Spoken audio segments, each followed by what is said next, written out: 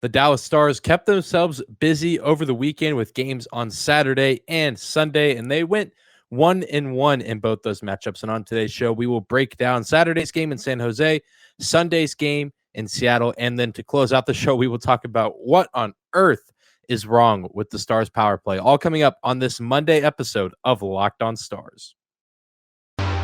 Your Locked On Stars, your daily podcast on the Dallas Stars. Part of the Locked On Podcast Network. Your team every day.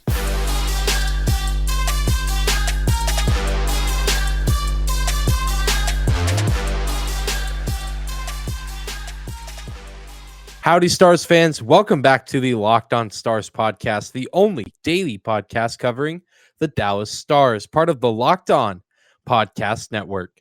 Your team every day. I'm your host, Dane Lewis, your local expert on all things Dallas Stars hockey, credentialed member of the Dallas Stars media, coming to you on this Monday, April 4th. And today's episode is brought to you by BetOnline. BetOnline has you covered this season with more props, odds, and lines than ever before. BetOnline.net, where the game starts. And whether this is your first time here or you are a recurring listener, thank you for stopping by today's episode of Locked On Stars and for making us your first listen of the day. Be sure to hit that subscribe button on YouTube. At the time of recording, we are at 195 subscribers. Help us get to 200. And if you're listening on your favorite podcasting platform, go ahead and hit that follow button and leave a rating and review if you like what you hear.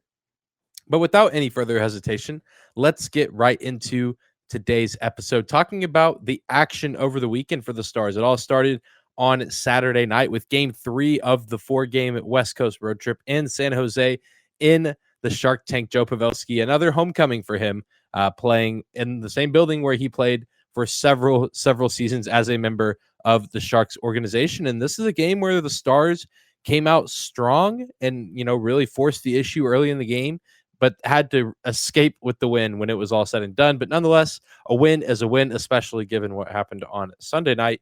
I'm sure the Stars very happy to get 2 points out of that game and get a solid overall regulation win. They had a 4-1 lead at the end of the first period. The Stars actually surrendered the first goal of the game, and it was fairly early in the game. I believe it was about 2 minutes into the matchup, and things maybe looked a little bit bleak for the Stars, like they might be in trouble for the majority of the game. But then the Stars came roaring back, and they put their foot on the gas pedal for the remainder of that period. We saw Vlad Nemestikov get his first goal as a Dallas Star. We saw, Coach Bowness pull Scott Wedgwood from the net with about 2.5 seconds left in the first period for a 6-on-5, and the Stars actually ended up scoring. Jason Robertson nets a goal to put the Stars up 4-1.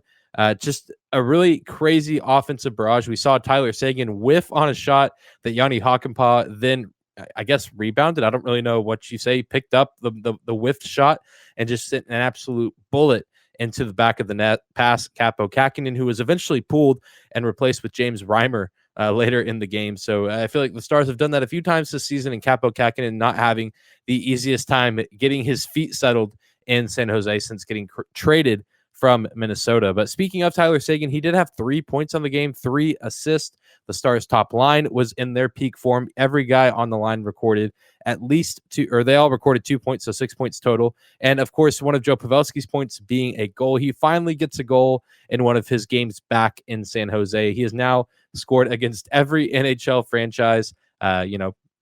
Pretty cool list to be on. I mean, several guys in the history of the league have done it, but really awesome that Joe Pavelski is now on that list, because who knows how many more games he's going to get playing against the Sharks. I mean, you get a handful, especially next year whenever he does come back with his new contract. But, better to get it now than to leave it up until the last second of his career. Really awesome in one of his returns. And Scott Wedgwood, I mentioned him a second ago, he did fine. He did surrender that early goal, but then he played pretty well for the remainder of the first, second, and most of the third. But then the Sharks started getting a little bit more aggressive later on, and he started to show some of the cracks in his armor. 24 saves on 28 shots in total. And, I say that all, kind of recapping the game to kind of jog your memory on it, because we have watched another game since then with the Seattle matchup. But it was really encouraging early on to see the Stars take that lead. I mean, I feel like we just haven't seen very many blowouts for the Stars this year, or at least, a game where they win by maybe 3 goals or even 2 goals. Sometimes those games are hard to come by this season. And thankfully, they played so aggressively in the first and built that lead. It allowed them to slow down and kind of play more Dallas Stars hockey. I'm doing air quotes for those of you listening on podcast. But it allowed them to play a little bit more conservatively and a little bit more defensive minded, which is fine with a 3-goal lead against a team that is not making the playoffs. But I think they did get a little bit too comfortable in that position, and that's what allowed the Sharks to crawl back into this game and, really be in it up until the last second. Thankfully, Jamie Benn makes a pretty sappy veteran play and just kind of holds the puck against the wall for like the last 15 seconds of the matchup. Probably pretty frustrating for the Sharks and their fans, but I mean, you got to do what you got to do when you're in the hunt for a playoff spot like the Stars are. So smart move by Jamie. Thankfully, the Stars playing conservatively didn't come back to bite them in the butt like it probably, could have, and it definitely has earlier in the season. So they built that lead. They were able to play a little bit more of their game. It kind of worked in the second period. Not a whole lot going on in the second frame, but then by the third frame, things started to get a little bit messy, a little bit out of control. But all in all, a win is a win. And this is the more positive part of today's episode, because the next segment is about the Seattle Kraken game. And then to close out the show, we're talking about special teams, which we'll throw a little bit of positive in there because one side of the special teams for the Stars has been good and one has been bad. And to give you a little bit of a hint, the Stars in this game against San Jose went 0 for 3 on the man advantage. So that's kind of a negative takeaway from this game. But all in all, a good performance. Good to see Scott Wedgwood still holding his own. Clearly not the performance that we saw from him in Carolina, but I don't know if we're going to get that performance from him really ever again this season or, anything like it. I mean, that was an out of this world performance, but he still, seems to hold his own and didn't crack under the pressure once he gives up that first goal early in the game. So that's encouraging to see. And of course, Jake Ottinger did get some much needed rest. And then he looked really good on Sunday night, despite some of the other guys on his roster. You can't really say the same about them, to say the least, but we'll talk about that in a second. We'll talk all about the Seattle Kraken Dallas Stars matchup that took place last night after a quick break and a word from some of our sponsors.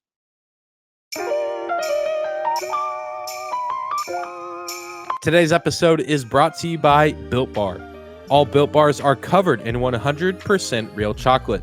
Low calorie, high protein. Replace your candy bars with Built Bars. They are better for you. A typical candy bar can be anywhere from 200 to 300 calories. While most Built Bars only have 130 calories, 4 grams of sugar, 4 net carbs, and 17 grams of protein. Mint brownie, coconut almond, and a new flavor, white chocolate cookies and cream. All the flavors Built Bar offers are delicious, and there are new flavors coming out all the time. If you think a flavor might be good, they'll make it, and it will be delicious and good for you, because at Built Bar, they are all about the taste. They make it taste delicious first, and then they figure out how to make it healthy. And I don't know how, but they pull it off every single time. You can go to Built.com right now and use promo code LOCKED15 to get 15% off your order. Again, use promo code LOCKED15 for 15% off your order at Built.com.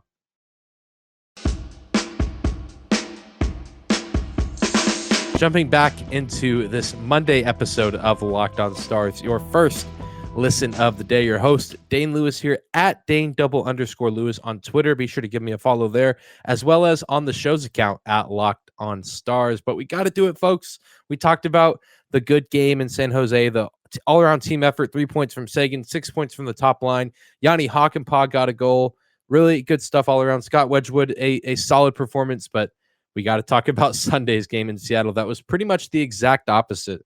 And, I know in my post-game reaction on Twitter and on YouTube, I maybe sounded a little bit frustrated, and I think that was kind of the consensus from Stars fans. But then you kind of take a step back and you evaluate the situation, and you see that this is a team with the Stars that have been on the road, it feels like, for an eternity now. I mean, they had 4 home games in the month of March, and I believe 9 or 10 on the road, and then that even, bled a little bit into April with the game in San Jose. And then, of course, last night's matchup against the Kraken being on the road. And they just look tired from the get-go. And not necessarily just from this road trip, but a team that has been physically and mentally tested for the past 30 days. I mean, that's just what it looked like. Even from, just looked a step behind the Seattle team, really in every facet of the game. And I think really the only reason that they were able to hang into this game is because of Jake Ottinger. And then, of course, also just the talent level.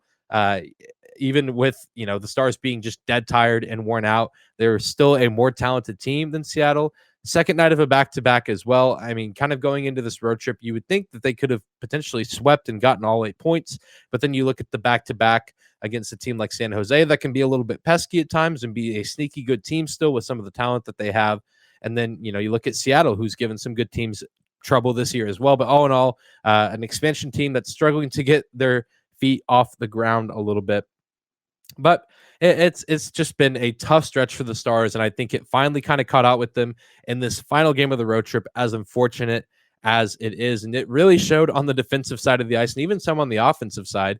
Maybe the Stars getting a little bit too, I guess, greedy with how they were approaching the offense, especially late in the game, just allowing way too many breakaways and really putting Jake Ottinger to the test, which again, thankfully he was well rested after letting Wedgwood play on Saturday, but we saw the shorthanded goal from Jared McCann to start, to open up the scoring for the entire game. Ryan Donato got not a shorthanded, but a breakaway goal. Yanni Gourde got a breakaway goal. It feels like pretty much every goal that Seattle scored outside of their empty netter at the end of the game came because of a breakaway opportunity. And of course, the shorthanded one is frustrating in its own right because the Stars are on the power play, and the Stars went 0 for 3 on the power play in this game, just like they did against the Sharks on Saturday. So another night where the man advantage is really just a problem. And again, I've shifted now from being excited for the Stars to go on the power play to not really feeling anything to now I'm nervous when we go on the power play. I'm more excited when the Stars go on the penalty kill at this point,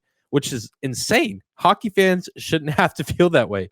When your team goes on the 5-4 man advantage, you should feel optimistic that they have an opportunity to score a goal and gain some momentum, especially against a team like Seattle that has not been they haven't been a very good team, but they haven't really been a good special teams unit either. And so the defense, they really were lacking, again, fatigue, but they also just can't catch a break when it comes to the personnel. Esa Lindell has been out for the past handful of games with, I believe, an upper body injury. I personally don't know the details of it because hockey injuries are just a mystery. I don't think many people outside of the locker room and organization know too many details. So, of course, he's one of the premier penalty killers for the Stars. Thankfully, the Stars have not committed too many penalties over the last several games. Otherwise, his presence, may be missed even more, or lack of presence. But hopefully we will see Esa Lindell back on the ice sometime soon. And then Yanni Hockenpot was supposed to play Sunday in Seattle the day after scoring his first goal against an actual goalie in San Jose. His goals before that all had been empty netters at the end of games. He was supposed to play, but then in warmups, he took a puck to the face and had to miss. Andre Sekera had to slot in at his spot in the lineup. And so just a tough go around with, fatigue, tiredness mentally, physically, but also some last second lineup changes and also missing probably a top 3 defenseman on the team. I would go Miro, Klingberg, Esa as far as the way I would rank at least the top 3 defensemen. Everyone else after that, I guess they can fight for that 4th spot. So you have to take that into account as well. I think that once this team finally has the defensive unit back in one solid piece, that, they probably won't be giving up as many breakaways as they did in this game against Seattle. Hopefully they can learn that lesson because if you give up those kind of breakaway chances to good teams, they're going to score way more than 3 goals. And the Seattle Kraken probably should have had more. But again, we have one of the best goalies in the league and Jake Ottinger between the pipes for the Stars in that matchup. And thankfully, he kept the Stars in this game. He gave them a fighting chance up until the 3rd period when the Stars were actually back in it 2-1 with under 5 minutes. It looked like we were going to be telling the story of another epic Stars comeback, but then the defense just has a lapse in judgment. And of course, Yanni Gourde gets that breakaway goal to put the Kraken up 3-1 and pretty much put things out of reach at that point. And then you look around the league and you see that the Vegas Golden Knights also played on Sunday and beat the Vancouver Canucks, but a Stars win against the Kraken would have moved the Stars back into that second wildcard spot. But instead, they can't take control. They can't get the win. They just can't get things done that they needed to close out this road trip. And so they're now again on the outside looking in of this playoff spot. And the closer we get to the end of the season, the closer that matchup between the Stars and Golden Knights, it's getting more and more important as the days pass by, because that game is inevitable and it's going to happen. And I imagine it's going to be this similar situation of one team is in one day and then it switches the next and it's flip-flop, snip, snap, snip, snap. Call me Michael Scott there. But, huge opportunity for the Stars to stay in that wild card spot with a Vegas loss. or excuse me, not a Vegas loss because they beat the Canucks in overtime. But, even with the Vegas win, the Stars would have also gotten the win and surpassed them. But now they're kind of back at square one, if you will. And, the circumstances going into this game are tough. I understand. Who am I to judge these professional hockey players for being tired after a month of traveling? But it was just a big opportunity. And I figured just with the veteran leadership on this team that we could have maybe seen the boys rally for one more game on the road before getting Monday off and then getting back to it on Tuesday against the Islanders, but just wasn't meant to be. The Stars are a better team than the Seattle Kraken. They will get to play them one more time this season at home. They will be looking to win the season series against them then, but of course they won't be looking forward to that game until it's actually the day of and on their calendar. This team needs to focus on the next game at hand. So a frustrating loss, a disappointing loss, one that I wish could be reversed, and the Stars have the opportunity to claim that wild card spot still and take advantage of the opportunity and sweep the 4-game road trip. Because all in all, this game was disappointing, but the road trip in general was successful. You get the 2 wins in Anaheim, you get that win in San Jose, you get 6 points out of 8. That's not bad at all. Just kind of a bitter taste in the mouth to close out what was otherwise a pretty successful road trip. But the season's still not over. The Stars still have a fighting chance and are still very much in the thick of things. They just need to pull it together and win some others of these big games at home down the stretch, and even some big ones on the road, because there are some massive matchups on the road coming up still later in the season in Vancouver, Edmonton, Calgary, you name it. So still a lot on the line, still a lot of time left, even though time is slowly becoming more of an issue. There's still a good amount of it left and still plenty of games left for the Stars to make a statement and get into the postseason.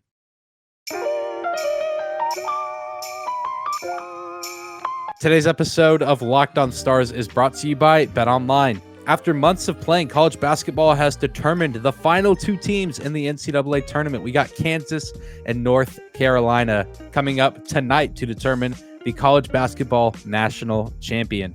BetOnline.net is your number one source for all your betting needs and sports info. From all the latest odds, contests, and player props, BetOnline remains the best spot for all your latest sports developments, including podcasts and reviews for all the leagues this season. And it's not just basketball. BetOnline is your continued source for all your sports wagering information needs, including live betting and your favorite Vegas casino games. Head to the website today or use your mobile device to learn more about the trends and action. BetOnline.net, where the game starts.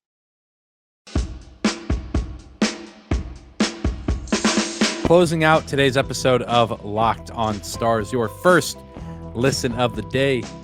The Stars special teams, folks, what a story it has been this season. Both the penalty kill and the power play didn't look great to start the year, but then the power play rose like a phoenix from the ashes to seem to be saving the Star season. You look back at that win streak in late November, early December, and that's all that the Stars really were, was good goaltending, good defense, and a really strong man advantage. But now the power play has disappeared, and it's been a story for the past few weeks, but even more so on this road trip. I mean, it was abysmal on this 4-game West Coast trip.